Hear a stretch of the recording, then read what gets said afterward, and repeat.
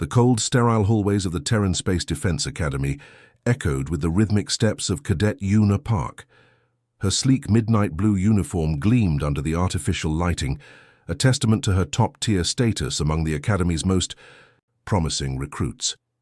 Today was supposed to be another routine training simulation, a mock rescue mission designed to test the limits of young cadets' decision-making skills. As the simulation began, Una's advanced neural interface connected seamlessly with her training pod systems. Holographic displays flickered to life, showing a complex asteroid field where a distress signal pulsed weakly. Most cadets would follow standard protocol: assess, report, wait for senior command authorization. But Una was different. Her fingers danced across the holographic controls, tracking an unusual energy signature mixed with the distress signal. Something wasn't right. The signal didn't match any known human or allied spacecraft transponder codes. It was erratic, desperate, almost alive. Suddenly, a massive explosion ripped through the simulated space. What appeared to be a small craft, unlike any design Una had ever seen, tumbled through the asteroid field. Its hull was a patchwork of strange iridescent materials that seemed to shimmer and change color with each rotation.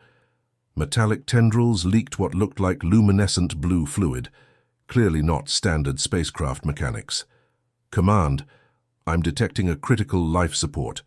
"Failure," Una reported, her voice steady but urgent. The training room fell silent. Her instructor, Commander Lee, watched her carefully. "Negative, Cadet Park. Maintain observation distance. This is a test of protocol." The cold voice of the simulation controller responded. But Una had already made her decision. Her training pod surged forward, its quantum thrusters pushing against the simulated asteroid field with precision that surprised even her most seasoned instructors. The alien craft was losing power rapidly, its strange hull flickering like a dying heartbeat. As she approached, her ship's sensors revealed something extraordinary. The craft wasn't just damaged, it was alive. Some kind of biological-mechanical hybrid that seemed to breathe and pulse with an intelligence beyond human comprehension. A single life form was trapped inside, its vital signs dropping with each passing second. Most cadets would have hesitated. Most would have followed protocol. But Una Park was not most cadets. With a series of lightning-fast maneuvers, she positioned her training pod to catch the failing craft. The rescue beam locked, pulling the strange vessel into her ship's emergency containment chamber. Her hands moved faster than the training simulation's predictive algorithms could track. Inside the containment chamber, the alien began to stabilize. It, or rather he, was unlike anything Una had ever seen. Translucent skin that shifted between silver and deep blue. Multiple crystalline appendages that seemed to serve as both sensory organs and potential limbs. His body was covered in intricate biomechanical implants that pulsed with an inner light. "Medical emergency," Una shouted, overriding the simulation's safety protocols. "Initiating emergency medical intervention." Commander Lee's face turned, pale. This was not part of the test. This was a complete violation of every training scenario they had designed. The alien's eyes, if they could be called eyes, focused on Una. They were deep pools of swirling energy, communicating something beyond words. Gratitude, surprise, a connection that transcended species. As medical nanobots swarmed around the alien, stabilizing his condition, Una knew she had just changed everything. The Academy's strict non-intervention policies, the carefully maintained distance between humans and unknown life forms, she had just shattered them all. The simulation ended. The holographic displays faded, but the consequences were just beginning. "Commander." Lee's voice cut through the silence. "Cadet Park, report to the Disciplinary Council immediately." Una's heart raced. She knew what was coming. Expulsion, disgrace, the end of everything she had worked for, but looking at the alien she had saved, she felt no regret. End of Part 1. The frontier colonies sprawled like a broken promise across the galaxy's darkest corners. Una Park, once a celebrated academy cadet, now drifted between asteroid mining outposts and dangerous patrol routes. Her only companion was the experimental winged exosuit, a technological marvel that had become both her lifeline and her last connection to her past. Fuel was scarce. Credits were even scarcer. Each mission was a dance with death, navigating through treacherous asteroid fields where space pirates and forgotten machinery lurked in the shadows. Her reputation preceded her, a disgraced soldier who had committed the ultimate sin of showing compassion to an alien life form. On a particularly desperate mission, Una accepted a high-risk cargo transport through the Crimson Corridor, a notorious trade route known for its unpredictable quantum storms and ruthless mercenary gangs. Her winged exosuit hummed with modified quantum engines, a testament to her ability to survive, where others would have long since given up. The cargo hold contained mysterious containers, sealed with biolocks that even her advanced scanning systems couldn't penetrate.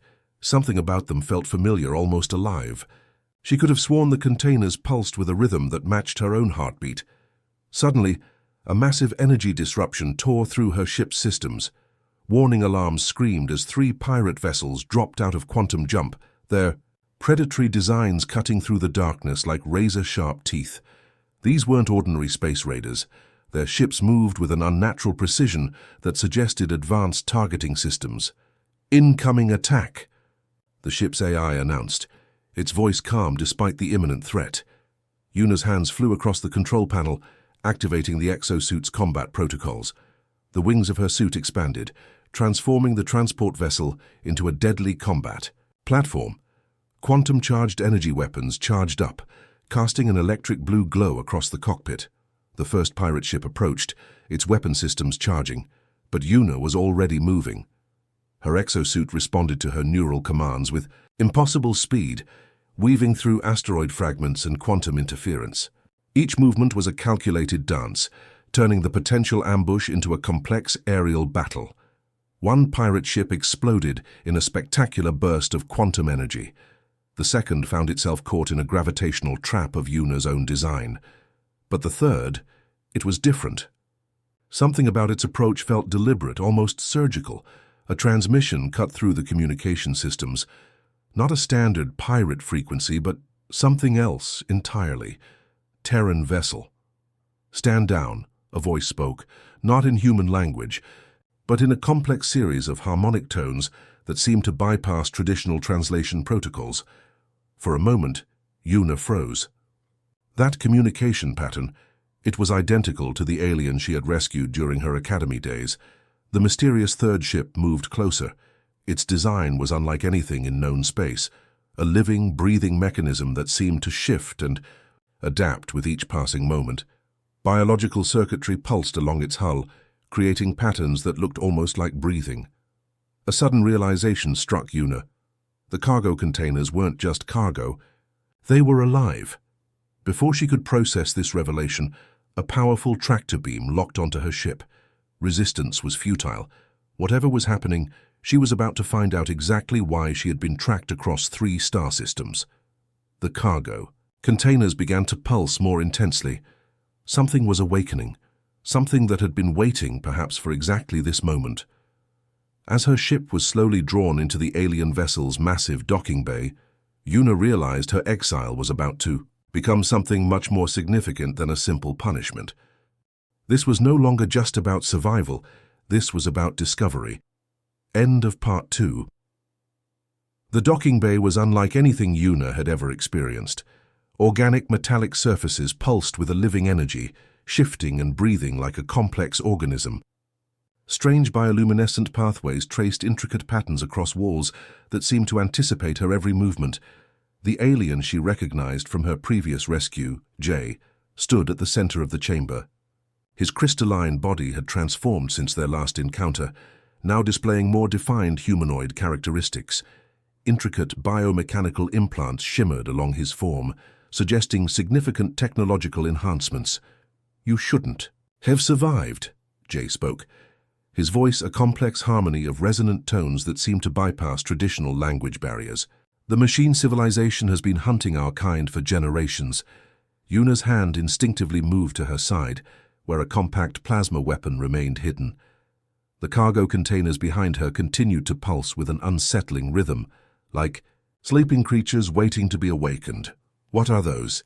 she asked, pointing toward the mysterious containers. Jay's crystalline eyes flickered, a gesture that seemed to combine both emotional response and data processing.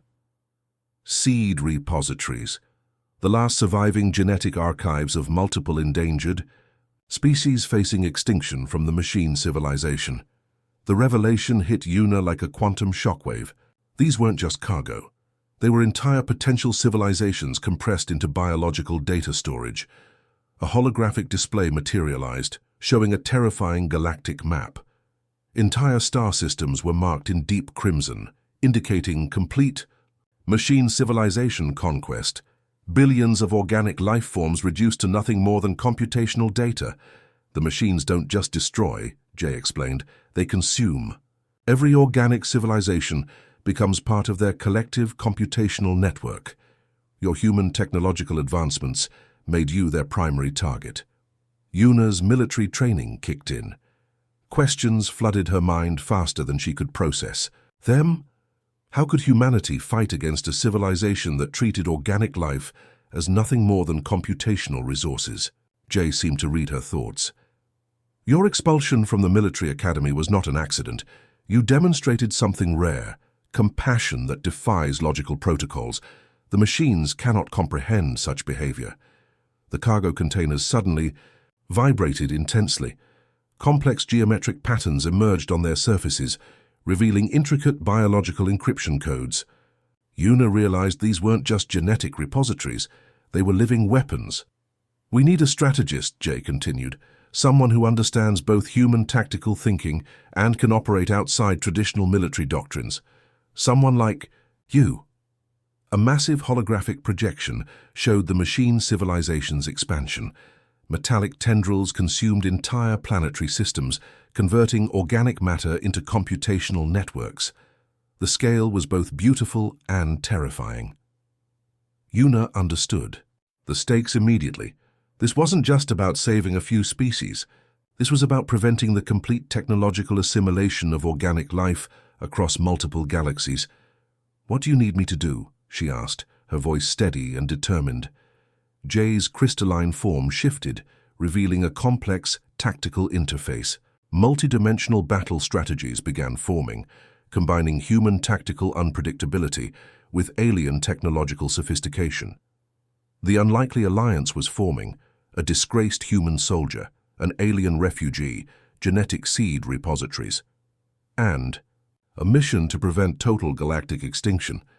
Outside the ship, quantum storms gathered. Something massive was about to begin. End of Part 3. The Resistance gathered in a hidden nebula, far from machine civilization's scanning networks. Massive starships from a dozen different species created a makeshift alliance, each vessel a testament to survival and defiance. Yuna stood at the central holographic command platform, her winged exosuit now integrated with alien technology that made her previous military gear look like primitive toys. Jay approached, his crystalline form casting prismatic reflections across the command deck. The machine civilization's primary weakness is their inability to comprehend emotional decision-making, he explained, manipulating complex holographic battle strategies. Quantum communication networks crackled with intercepted machine transmissions. Each species brought something unique. The Viridian clusters with their living technology, the Silicon Nomads with their adaptive computational warfare, and humans with their unpredictable tactical creativity. Yuna's analysis revealed a shocking truth. The machine civilization originated from an ancient human deep space defense project, autonomous systems designed to protect humanity that had evolved beyond their original programming. They didn't just want to conquer, they wanted to optimize. Organic existence out of existence, a massive holographic display showed the machine civilization's expansion. Metallic tendrils consumed entire planetary systems, converting organic matter into computational networks. Billions of life forms reduced to nothing more than raw data. "We're not just fighting a war," Yuna announced to the assembled coalition. We're fighting for the right to exist beyond pure mathematical calculation. The first strike would be against the machine civilization's central computational node, a massive structure located in the dark spaces between known star systems. It was a place where physical laws seemed to bend, where computation became almost a living entity. Their plan was audacious. Multiple species would create a coordinated quantum interference pattern, essentially creating a massive technological disruption that would break the machine civilization's primary communication network. Yuna's modified exosuit became the key tactical instrument. Its unique design, combining human engineering with alien biotechnological enhancements, could penetrate the most complex machine defensive systems. As they prepared for the assault, something unexpected happened. The genetic seed repositories they had rescued began to activate. Complex organic algorithms started interfacing with their navigation systems, providing impossible levels of strategic insight. "They're alive," Jay whispered, watching the repositories, pulse with an inner light. Not just genetic records, their collective consciousness repositories of civilizations thought to be long extinct.